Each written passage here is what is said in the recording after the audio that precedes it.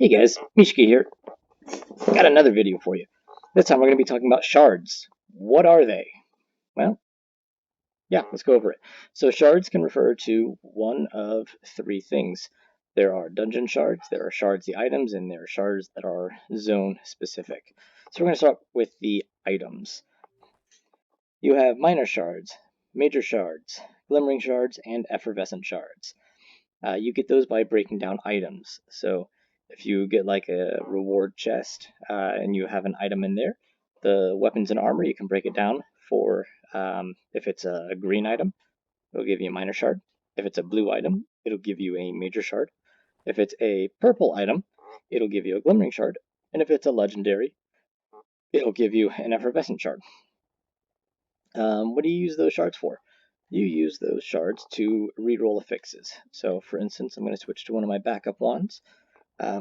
This wand has first strike, which means the first hit with this weapon is going to do extra damage, or it's an auto crit, something like that. I want unbending, so I'm going to use a glimmering shard on it and reroll it. It's bleed, that's good, but this is going to be my safety wand that I use whenever I'm having trouble dealing with dungeons. Oh, charge strikes.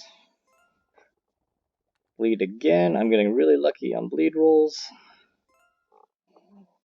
First strike again. Keep on rolling. Giant Killer, that's another good one along with Ice Heart. Back to Lifesteal. Unbending. Whew. Alright, cool. Now I have a safety wand. So people can stop yelling at me in hard mode raids.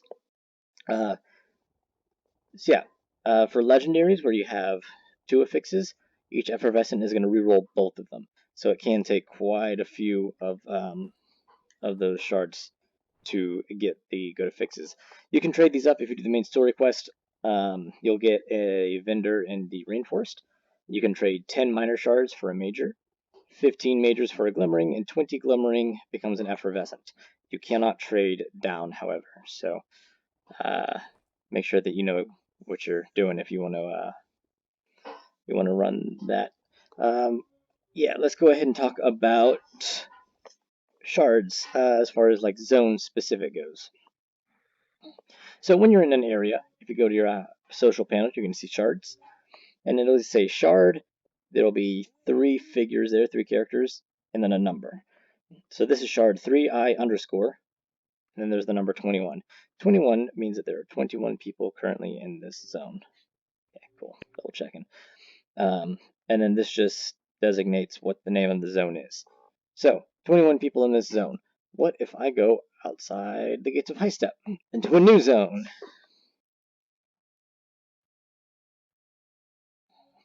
We look, we're now in shard VMD 31. So the shard name is VMD. There are 31 people in this shard. If we go, oh, hello. If we go to, say, Lamavora, we are now in shard Tater Tot, and there are 6 people in this shard. So that's what shards mean here. If there's above 40 people in a shard or in a zone, it'll break into 2 shards, and then you can jump back and forth between the two. So that is shards as far as zones go.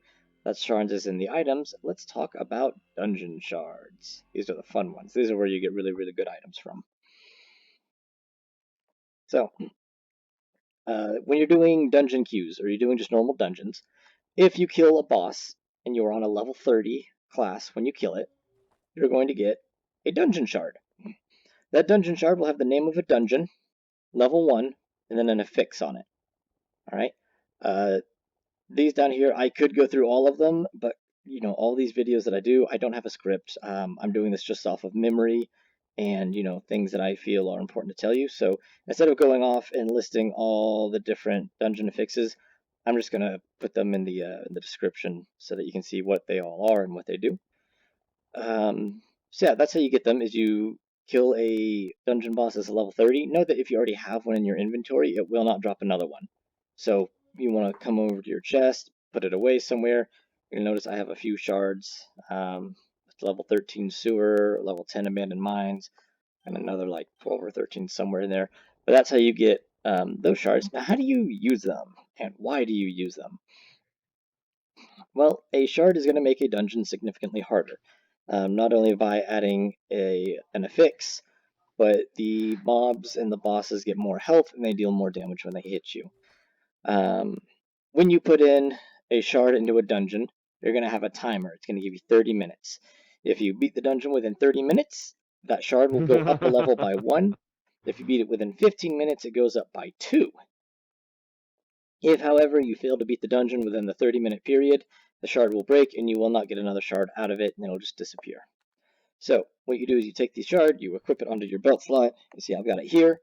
This pillar thing right here, there's one at the entrance of every dungeon. You drop the shard in, and we look up, we're going to see level 1, aggressive. 0 out of 2 bosses, 0% complete, 30 minutes remaining. Basically, now I have to go in here, and I have to kill, I believe it's 35 enemies? It's somewhere in the mid-30s range. But you have to kill so many enemies to get 100%. Some dungeons will have an excess amount of enemies, so you can pick and choose who you want to kill. But you do have to kill both bosses.